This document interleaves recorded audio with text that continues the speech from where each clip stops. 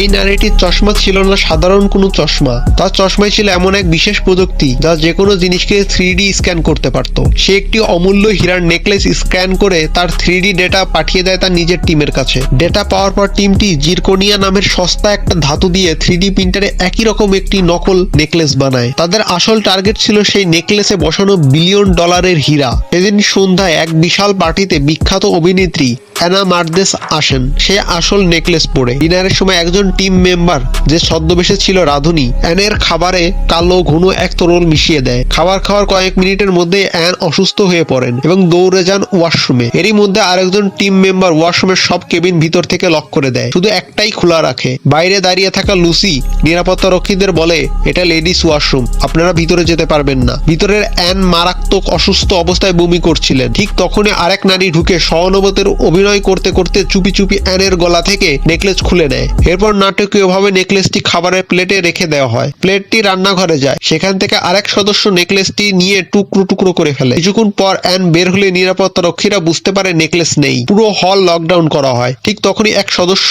ভুয়া নেকলেস দেখে চিৎকার করে বলে, এই তো নেকলেস। চেক করে কিছু না পেয়ে নিরাপত্তা রক্ষীরা লকডাউন তুলে নেয়। এরপর টিমের সবাই একে একে বেরিয়ে যায়। কেউ হীরাটি লুকায় ব্রেসলেটে, কেউ কানে, কেউ আবার নতুন নেকলেস বানিয়ে। এভাবেই তারা ইতিহাসের এক নিখুঁত চুরি সম্পূর্ণ করে।